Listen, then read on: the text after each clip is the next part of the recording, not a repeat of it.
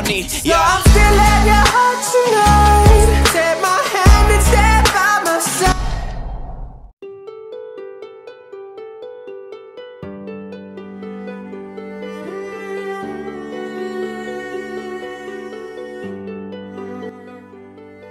وہ جس روشن بنگلے میں رہتا تھا اس کا ایک اندھیرا کونا بھی تھا. جس کو کچھ معلوم نہیں تھا اس کو وہ کونا دکھائی نہیں دیتا تھا، اور جس کو معلوم تھا وہ کبھی اس کونے کی طرف دیکھتا نہیں تھا. اس لیے چاہے 25 برس ہو گئے تھے، لوگوں کو اس بنگلے اور اس کونے کی کہانی معلوم نہیں تھی. روٹی کا ایک بڑا سیدھا سا حساب ہوتا ہے، امیر کو جس وقت بھوک لگے، غریب کو جس وقت مل جائے. اس لیے دھن راج نے جب اس کی تنخواہ 18 روپے ماہوار ہوتی تھی، غریب کی روٹی کی طرح جب ملی کھا لی تھی.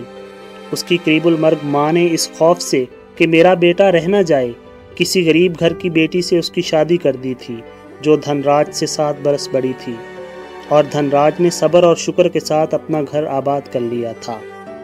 لیکن پھر ہوا یہ کہ کچھ وقت کے بعد وہ ایک قصبے کے ایک پھٹے حال وکیل کا منشی نہ رہا.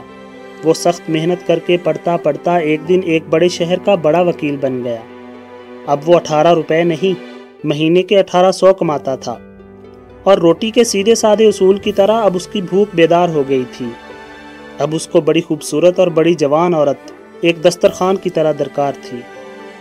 وہ اپنی بیوی کے ساتھ جب بھی سوتا اس کو محسوس ہوتا جیسے وہ ایک غریب غربا کی طرح ہتھیلی سے پیاز توڑ کر روٹی کھا رہا تھا، اور اس کو ایک امیر آدمی کی خماری چڑھ جاتی کہ اس وقت اگر اس کو بھوک لگی ہوئی تھی تو اس کے سامنے کباب کی پلیٹ کیوں نہیں تھی. تو ایک دن وہ پیاز جیسی عورت کو ایک کونے میں رکھ کر بھنے ہوئے کباب جیسی ایک عورت لے آیا. کباب کی خوشبو سارے بنگلے میں پھیل گئی، اور پیاز نے دل کی تہوں کو لپیٹ کر اپنے اوپر خاموشی کا چھلکا اوڑھ لیا تھا. تو یہ اس بنگلے کی اور اس کونے کی کہانی تھی جو کسی کو معلوم نہیں تھی.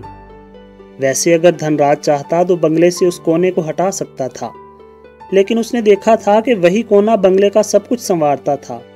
معلوم نہیں کس وقت اپنی جگہ سے اٹھتی تھی، سارے بنگلے کو دھوتی اور پونچھتی تھی، پلنگوں پر سفید چادریں بچھاتی تھی، میزوں پر رنگین پھول، اور پھر باورچی خانے میں جا کر 7 پکوان پکا دیتی تھی. اور جب اس کا بنگلہ دوستوں اور دعوتوں سے بھر جاتا تھا وہ کہیں نظر نہیں آتی تھی، وہ خاموشی سے بنگلے کا اندھیرا کونا بن جاتی تھی. تو دھن راج کو اندھیرے کونے پر کوئی اعتراض نہیں تھا. کہانی شاید یوں ہی امن و امان سے چلتی رہتی، لیکن جوں جوں دھن راج کی عمر بڑھ رہی تھی اس کو محسوس ہو رہا تھا وہ سچے جھوٹے مقدمات میں بھی عمر ضائع کر رہا تھا، اور اپنی خوبصورت اور جوان بیوی کے چونچلوں میں بھی. وہ اور کچھ نہیں، صرف اپنے لیے کچھ وقت چاہتا تھا. اس کی بیوی نے جیسے اس کے پیسے کو اپنی مٹھی میں پکڑ رکھا تھا، اسی طرح اس کے وقت کو بھی. اس کو نہ پیسے میں سے پائی دینا پسند تھا نہ وقت میں سے. دھن راج نے دنیا کی کچھ بڑی سنجیدہ کتابیں خریدیں. وہ زندگی کا کچھ وہ جاننا اور سوچنا چاہتا تھا جو قانون سے دور تھا، جو دولت سے دور تھا، جو شہرت سے دور تھا. اس کی بیوی کبھی اس کو ناز سے پکڑتی، کبھی پیار سے، کبھی بیماری کے بہانے سے، اور اس کی امن و امان چلتی کہانی کو روزانہ ایک ٹھوکر لگ جاتی، اور پھر ایک دن وہ کہانی گھٹنوں کے بل گر پڑی.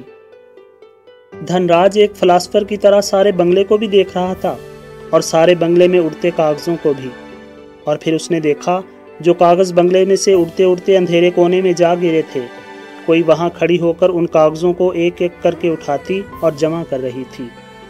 شام گہری ہو گئی، اور پھر اس نے جو بنگلے میں کھڑی ہو کر کتابوں کو پھاڑتی اور بکھیر رہی تھی، ایک کتاب کی جلد یوں زور سے پھینکی کہ کمرے میں جلتی بجلی کا بلب ٹوٹ گیا. دھن راج کچھ منٹ اسی طرح اندھیرے میں کھڑا رہا.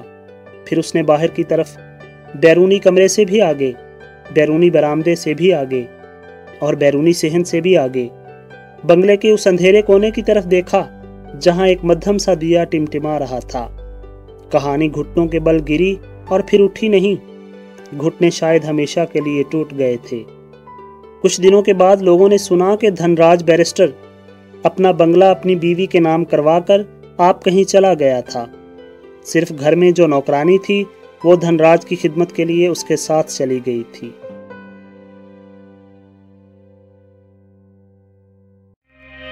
I'm in love with the cold